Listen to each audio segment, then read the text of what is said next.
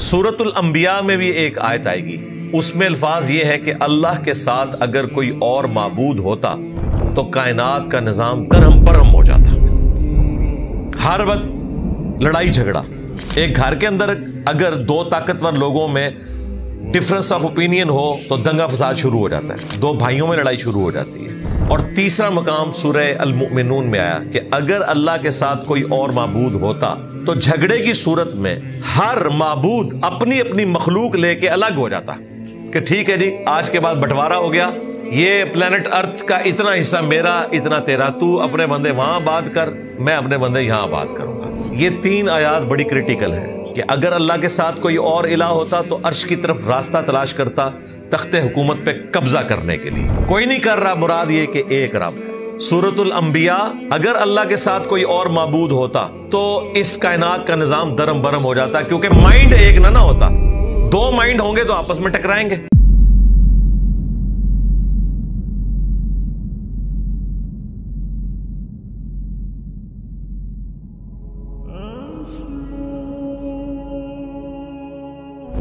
अब मेरे भाइयों, ये जो अगली आयत है ये वननेस ऑफ गॉड के ऊपर कुरान हकीम में 3 मकामात के ऊपर एक्स्ट्राऑर्डिनरी गुफ्तगू हुई है। उनमें से एक मकाम है लौ काना माहू आलिहा, ऐ नबी इनसे फरमाओ कि अल्लाह के साथ अगर कोई और माबूद भी होता, पैरेलल में एक से ज्यादा खुदा होते, कमा यकूलून, जैसा कि ये कहते हैं, इज़र लब्तगौ इला ज़िल अर्शी सबीला, तो यकीनन वो अल्लाह के अर्श की तरफ कोई रास्ता तलाश करता ताकि उस तख्ते हुकूमत पे कब्जा कर ले।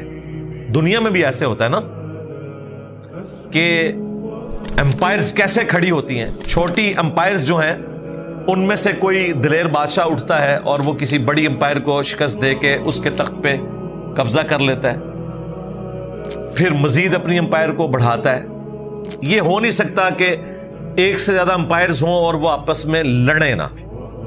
तो अल्लाह ताला ने उनकी मिसाल में उन्हें समझाया कि अगर तुम ये समझते हो कि अल्लाह के साथ और हस्तियां भी हैं जो माबूद हैं, तो दुनिया में भी ऐसा ही होता है कि एक से ज्यादा अगर बादशाह हो तो वो आपस में लड़ते हैं एक दूसरे का तख्ते हुकूमत छीनने के लिए। अगर अल्लाह के साथ कोई और इलाह होता, दो भी होते टोटल, तो वो अल्लाह ताला के अर्श की तरफ जरूर जाता ताकि इसके ऊपर कब्जा कर ले। अल्टीमेटली इस तरह की आयात से ये रिजल्ट निकला कि पूरी कायनात जो इतनी हार्मनी से चल रही है, ये इस बात का सबूत है कि अल्लाह के साथ कोई और इलाह नहीं है, वरना तो हर वक्त फसाद ही रहता, जिस तरह दुनिया में आपको नजर आ रहा है, क्योंकि अल्लाह ने दुनिया में खुली छुट्टी दी हुई है। एक तो ये मकाम है सूरह बनी इसराइल का। सूरतुल अंबिया में भी एक आयत आएगी, उसमें अल्फाज ये है कि अल्लाह के साथ अगर कोई और माबूद होता तो कायनात का निजाम दरहम बरहम हो जाता। हर वक्त लड़ाई झगड़ा। एक घर के अंदर अगर दो ताकतवर लोगों में डिफरेंस ऑफ ओपिनियन हो तो दंगा फसाद शुरू हो जाता है, दो भाइयों में लड़ाई शुरू हो जाती है। और तीसरा मकाम सूरह अल मुमिनून में आया कि अगर अल्लाह के साथ कोई और माबूद होता तो झगड़े की सूरत में हर माबूद अपनी अपनी मखलूक लेके अलग हो जाता कि ठीक है जी, आज के बाद बंटवारा हो गया, ये प्लेनेट अर्थ का इतना हिस्सा मेरा, इतना तेरा, तू अपने बंदे वहां बात कर, मैं अपने बंदे यहां बात करूंगा।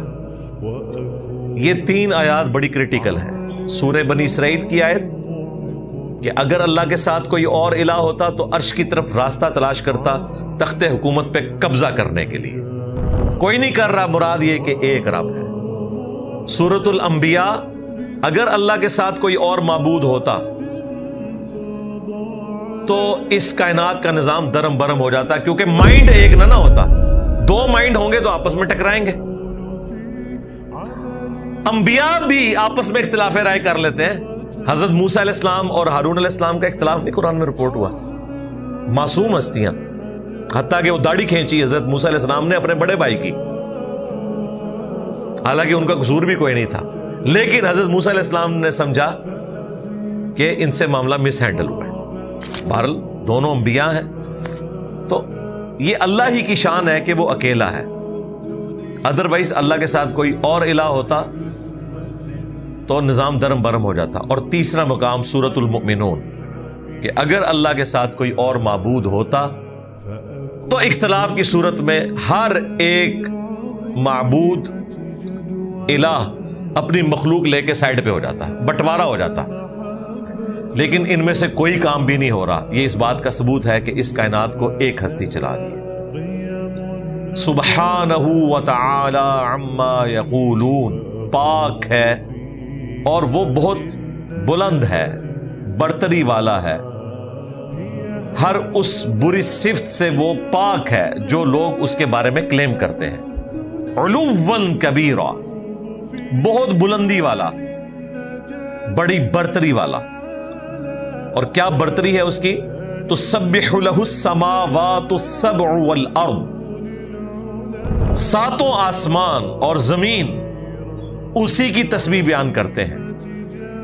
وَمَن فِيهِنْ، اور جو کچھ ان کے درمیان ہے سب اسی اللہ کی تسبیح بیان کرتا ہے۔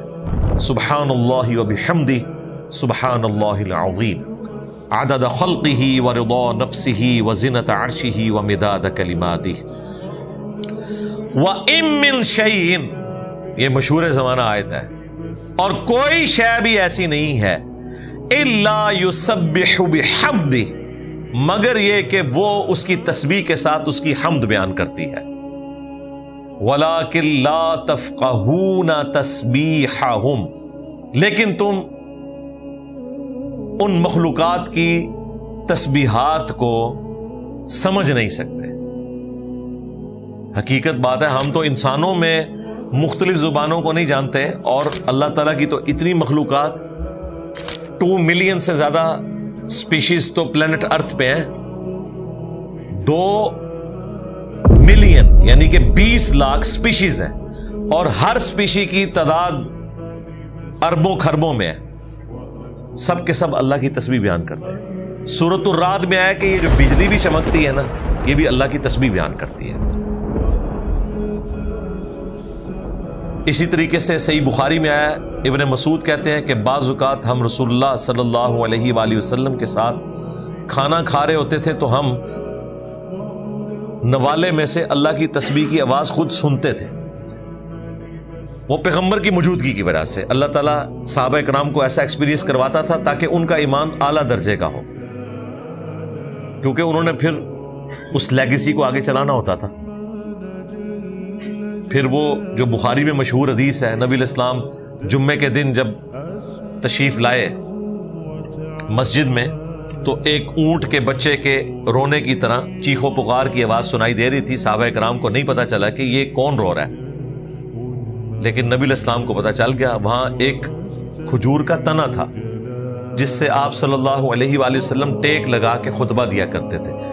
زندہ کھجور کی بات نہیں ہو رہی ہے، کھجور کا ایک تنا لگایا ہوا تھا، اترا ہوا۔ کھجور تو ویسے بھی آپ اوپر والا حصہ اس کا کاٹ دیں تو یہ واحد درخت ہے جو قتل ہو جاتا ہے انسان کی طرح۔ باقی درختوں کو آپ کاٹتے ہیں نا تو اس کی نئی شاخیں نکلتی ہیں، لیکن کھجور کا اگر آپ اوپر والا گلا کاٹ دیں نا جہاں فروٹ ہے تو وہ قتل ہو جاتا ہے، پھر وہ ایک ٹونڈی رہ جاتی ہے، کچھ بھی نہیں اس پہ۔ یہ ایک بڑا غیر معمولی درخت ہے، تو وہ پھر استعمال ہوتا تھا جس طرح آج کل آپ یہ بیم ڈالتے ہیں چھتوں میں، تو وہ اس وقت استعمال ہوتا تھا۔ اسی طریقے سے چھوٹے تنے جو ہیں وہ ٹیک لگانے کے لیے۔ تو بخاری میں آتا ہے ایک مدینہ شریف میں کوئی انصاری عورت تھی، اس نے نبی علیہ السلام کو گفٹ کیا ایک ممبر۔ تو وہ پہلا جمعہ تھا، آپ ممبر پہ تشریف فرما ہوئے، تو آپ کے ممبر پہ چڑھنے سے پہلے ہی اس نے شور مچا دیا۔ اسے پتا چل گیا کہ بھئی یہ، پھر نبی علیہ السلام اس کے پاس تشریف لائے، آپ نے اس پہ ہاتھ پھیرا تو وہ سسکیاں لیتا ہوا خاموش ہو گیا۔ یہ نبی علیہ السلام کے معجزات میں سے ہے۔ تو اس سے پتہ چلا کہ یہ مخلوقات بھی کلام کرتی ہیں۔ سنن نبی داؤد میں حدیث ہے، نبی علیہ السلام ایک دفعہ ایک انصاری کے باغ میں تشریف لے گئے تو فوراً اونٹ بھاگتا ہوا آیا، آپ کے کان میں ایک بات کی، اور نبی علیہ السلام نے کہا اس کا مالک کی طرح بلایا گیا۔ آپ نے فرمایا کہ یہ تیری شکایت لگا رہا ہے کہ اب میں بوڑھا ہو گیا ہوں تو یہ مجھے نہر کرنے کا ارادہ رکھتا ہے اور مجھ سے زیادہ مشقت لیتا ہے۔ تو انہوں نے کہا یا رسول اللہ، میں اب اس کو اللہ کی رضا کی خاطر آزاد کرتا ہوں۔ اچھا آپ دیکھیں اونٹ کو کیسے پتا چلا کہ اللہ کے نبی ہے؟ سوچنے کی بات ہے۔ تو یہ یاد رکھیے گا، سرکش جنوں اور انسانوں کے سوا دنیا کی، کائنات کی ہر مخلوق پیغمبر کو پہچانتی ہے۔ یہ اللہ نے غیر معمولی چیز رکھی ہوئی ہے۔ پتھروں کو، درختوں کو، پہاڑوں کو، دریاؤں کو یہ بتانے کی ضرورت نہیں ہے کہ یہ پیغمبر آ رہا ہے۔ ان کے ساتھ اللہ تعالیٰ کا ایک ایسا پروٹوکول اٹیچ ہے کہ انہیں یہ پتا چل جاتا ہے کہ یہ عام انسان نہیں ہے۔ اور اسی وجہ سے صحیح مسلم میں آتا ہے نبی علیہ السلام نے حجۃ الوداع کے موقع پر 63 اونٹ خود نہر کیے۔ 100 اونٹ یمن سے حضرت علی لے کے آئے تھے، 63 آپ نے کیے، 37 حضرت علی نے کیے۔ اور احادیث میں ملتا ہے کہ نبی علیہ السلام کو کسی اونٹ کو نہر کرنے کے لیے کوئی پروٹوکول دینے کی ضرورت نہیں پڑی ہے، کیونکہ جانوروں کو پتا ہے ہم اللہ کے لیے قربان ہو رہے ہیں اور یہ اللہ کے پیغمبر کر رہے ہیں۔ وہ ان کے سامنے سر تسلیم خم کر دیتے تھے۔ اس قسم کے کئی واقعات ہیں۔ تو یہ تمام چیزیں اس بات پر گواہ ہے کہ یہ اللہ تعالیٰ کی مخلوقات ہیں، اپنی اپنی زبان میں اللہ کا ذکر کرتی ہیں۔ ہر پرند چرند اللہ تعالیٰ کو اپنی بولی میں یاد کرتا ہے۔ جب بجلی کڑکنا یہ بھی اللہ کی تسبیح ہے تو باقی چیزیں آپ چھوڑ دیں۔ تو اللہ تعالیٰ ہمارا ہے کہ کائنات میں کوئی چیز ایسی نہیں ہے کہ جو اس کی تسبیح اس کے حمد کے ساتھ نہ کرتی ہو۔ دیکھیں یہ ہمیشہ یہی ذکر آیا ہے، تسبیح حمد، تسبیح حمد، تسبیح حمد، اور یہی نبی علیہ السلام نے ہمیں سکھایا، سبحان اللہ و بحمدہ۔ سبحان اللہ تسبیح اور اس کی حمد و بحمدہ۔ صحیح بخاری میں حدیث ہے، بلکہ بخاری کی یہ آخری حدیث ہے کہ 2 کلمات زبان پر بہت ہلکے ہیں لیکن میزان عمل پر بہت بھاری ہیں، سبحان اللہ و بحمدہ، سبحان اللہ العظیم۔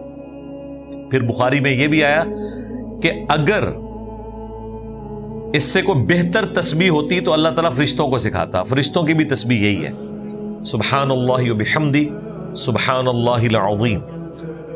اور دوسری فارم میں بھی آئی ہے، سبحان اللہ، الحمدللہ، لا الہ الا اللہ، اللہ اکبر۔ تسبیحات فاطمہ بھی ہیں۔ تو یہ کلمات اللہ تعالیٰ کو بہت زیادہ پسند ہیں۔ انہ کان حلیما غفورا، بے شک وہ حلم والا ہے، بخشنے والا ہے۔ حلم اس کا ایسا ہے کہ شرک ہوتا ہوا دیکھ رہا ہے، برداشت کر رہا ہے، ایک ہی دفعہ پکڑے گا۔ اور بخشنے والا بھی ہے، اگر کوئی توبہ کر لے تو بخش دے گا، اور ایسا بخشے گا کہ سورۃ الفرقان میں آیا، شرک سے بھی اگر کوئی شخص توبہ کر لے دنیا کی زندگی میں، ہم اس کے گناہوں کو بھی نیکیوں سے بدل دیں گے۔